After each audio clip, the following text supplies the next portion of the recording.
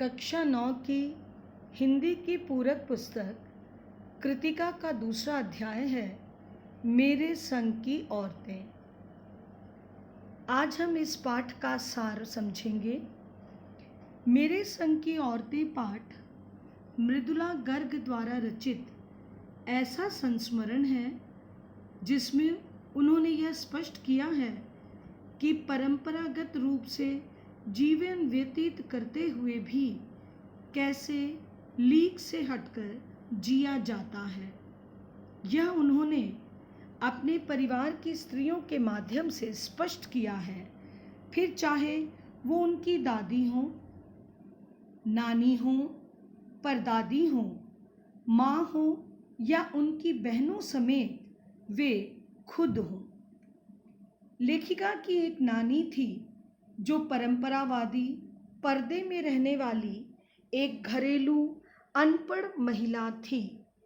बावजूद इसके वे अपनी स्वतंत्र सोच के साथ ससुराल में रहती रहीं। नाना शादी के तुरंत बाद बैरिस्ट्री पढ़ने विलायत चले गए और लौटकर आने पर विलायती जिंदगी जीने लगे, जबकि नानी ठीक पूर्ववत भारतीय पारंपरिक जीवन जीती रहीं। उन्होंने न कभी अपनी पसंद नापसंद अपने पति पर थोपी और न ही कभी उनकी ही पसंद को अपनाया। अपनी मृत्यु को निकट जान उन्होंने पति के देशभक्त मित्र प्यारेलाल शर्मा को बुलवाकर अपनी पुत्री के लिए देशभक्त वर ढूंढने की जिम्मेदारी भी सौंप दी।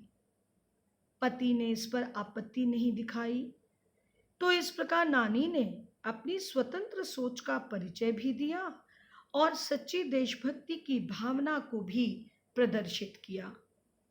लेखिका की माँ बहुत छोटी अवस्था, महज 15 वर्ष की अवस्था में ही ब्याह कर ससुराल चली आईं।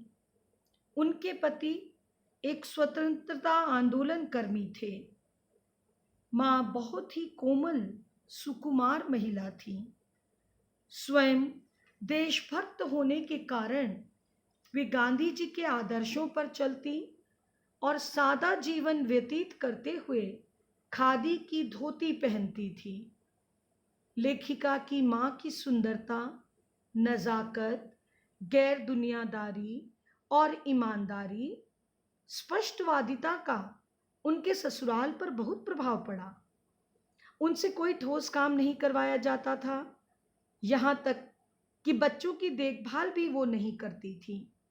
परंतु उनकी कुछ आदतों के कारण वे ससुराल वालों और बाहर वालों की नज़र में हमेशा सम्मान की पात्र रहीं। जैसे वे किसी की गोपनीय बात किसी अन्य पर जाहिर नहीं करती थी, साथ ही कभी झूठ नहीं बोलती थी। घर के आवश्यक कामों में वो बहुत अच्छी सलाह भी दिया करती थी। परंपरा से हटकर जीने वाली लेखिका की दादी थी और परदादी भी। उनका व्रत था कि आवश्यकता से अधिक कुछ नहीं रखना चाहिए। जैसे 2 साड़ी के अतिरिक्त उन्होंने कभी संग्रह नहीं किया। लेखिका की माँ के पहली बार गर्भवती होने पर मंदिर में जाकर उन्होंने लड़की होने की मन्नत मांगी, जबकि सब पहली संतान लड़का चाहते हैं। और लोगों का यहाँ तक मानना था कि परदादी के भगवान से सीधे तार जुड़े हैं, वो जो चाहती हैं मनवा लेती हैं। इसी क्रम में उन्होंने एक चोर का हृदय परिवर्तन भी कर डाला।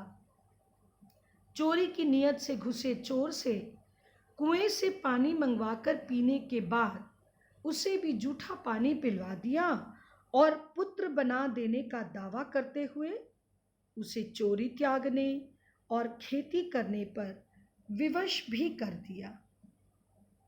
लेखिका और उसकी बहनें भी कुछ कम खिसकी हुई नहीं हैं।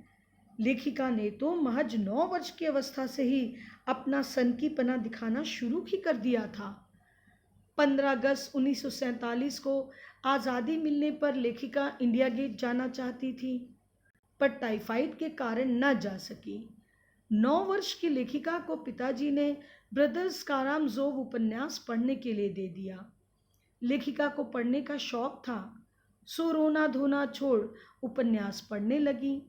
इसमें वह प्रसंग उन्हें बहुत अच्छे से याद हो गया था, जिसमें बच्चों पर होने वाले अत्याचारों का वर्णन था। लेखिका की बहनें, उनके भाई बहनों का स्वभाव, लीक से खिसके हुए होना, लोगों को अपनी बात मनवा लेना, लोगों से अपनी बात मनवा लेना जैसी तमाम विशेषताएं उनकी बहनों में रहीं, स्वयं लेखिका में भी। परंतु आज इस पाठ के सार में हम इतना ही समझेंगे। अगले वीडियो में फिर से मिलेंगे, तब तक के लिए धन्यवाद।